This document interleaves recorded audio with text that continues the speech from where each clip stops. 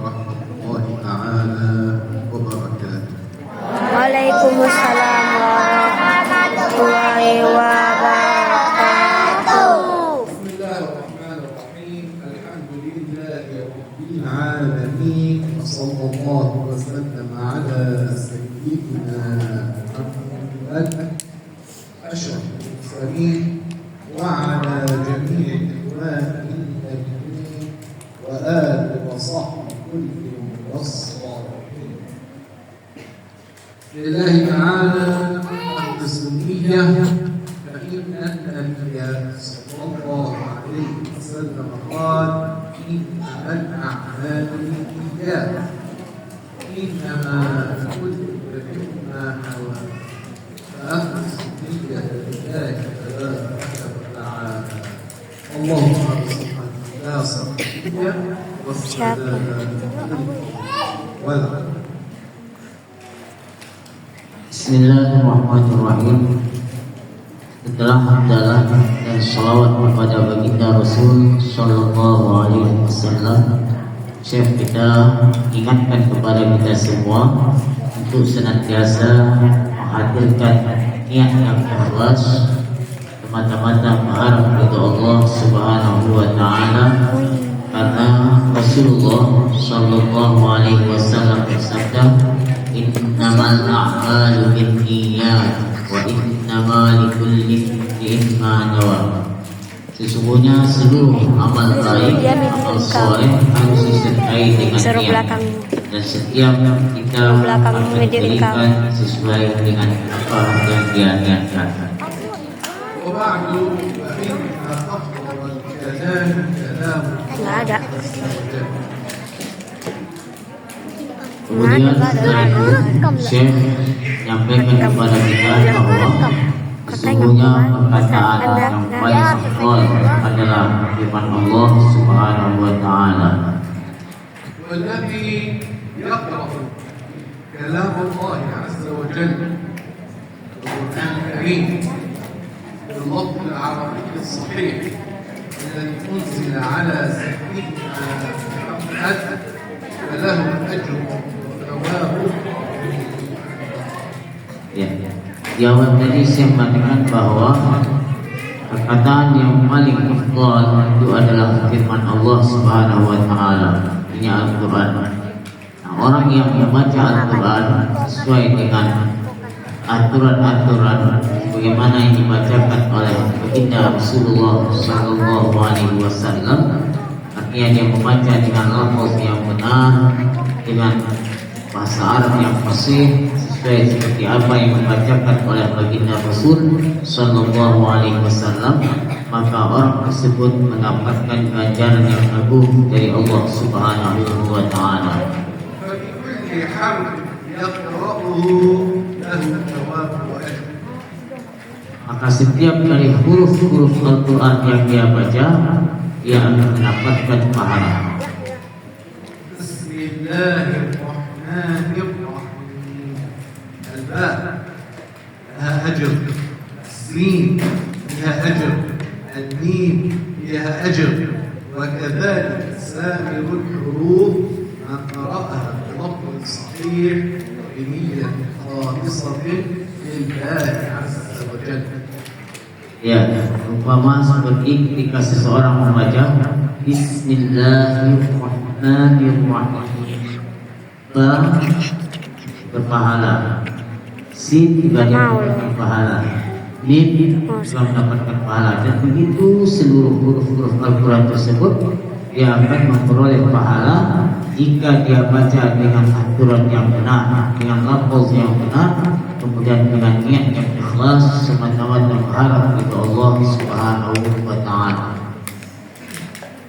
من منكم يكون هناك يصلي في اليوم 100 ركعة نافلة؟ Syekh bertanya kepada kita semua, siapa di antara kita yang ada di sini, laki-laki maupun perempuan, yang pernah melakukan sholat sunnah 100 rakaat setiap hari? أحد يفعل ذلك يفعل. Yang pernah angkat tangan, yang dikasih hadiah sama Syekh. لا يوجد. Tidak ada. طيب 50 ركعة. 50 rakaat. Ada? Gak pernah. 30 rakaat. طيب ما رأيكم أن أذكر لكم شيئا عن رسول الله صلى الله عليه وسلم إن فعله الشخص يكون أفضل له من أن يصلي 100 ركعة نافلة بتمامها وكمالها.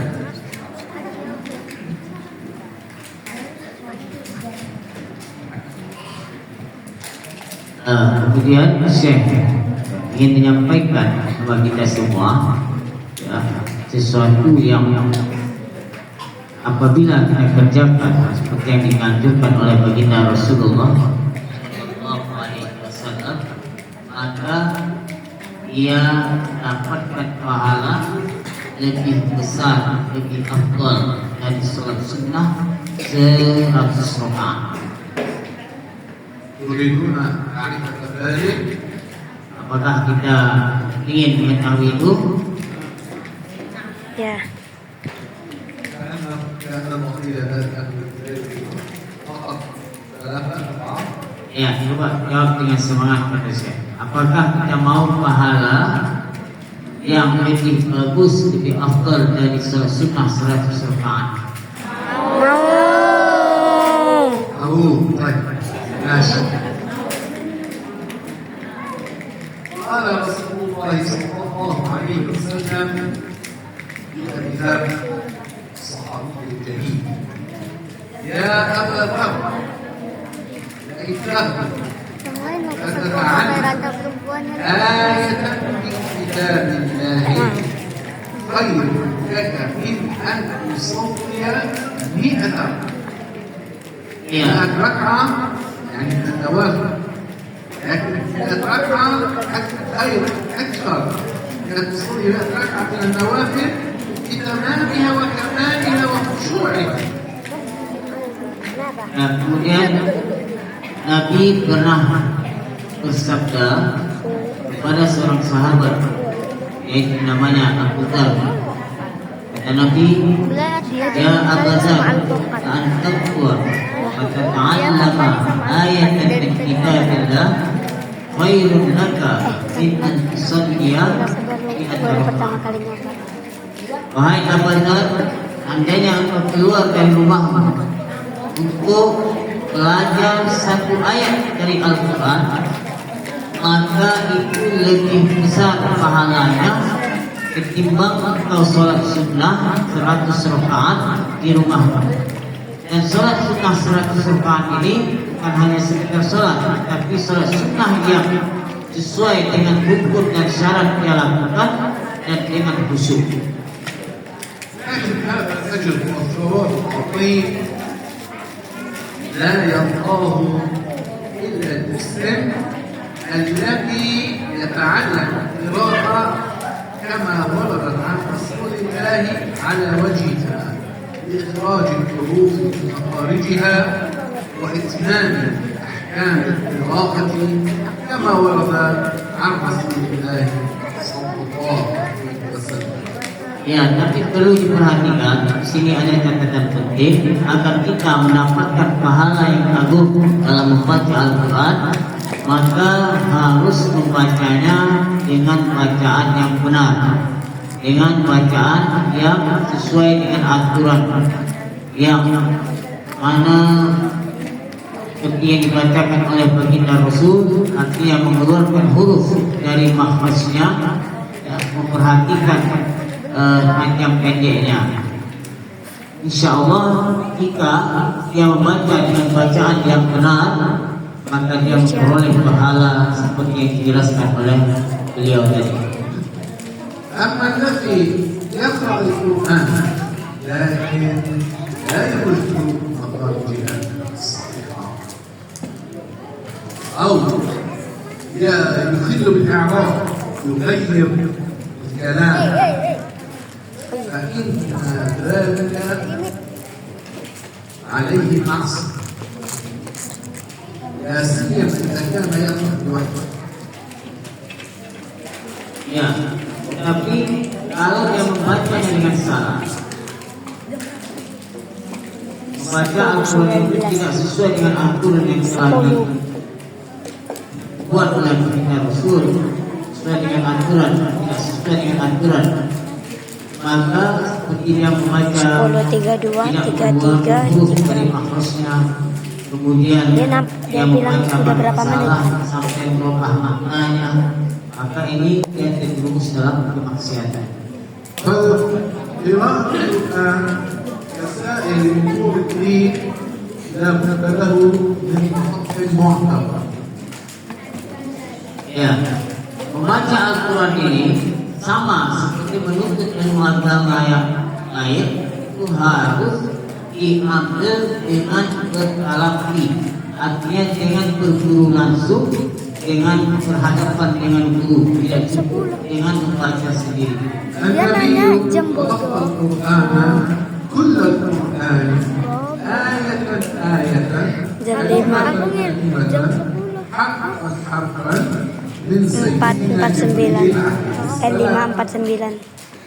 Ya, baginda Rasulullah Shallallahu Alaihi Wasallam, beliau belajar langsung, bertalaki langsung baca Al-Quran ini huruf per huruf, ayat per ayat dengan malaikat Jibril alaihissalam. والنبي Cikrah. علم بعض الصحابة قراءة القرآن آية آية. Dan begitu juga generasi yang datang setelah Rasulullah, ya sahabat, mereka juga belajar dengan per ayat.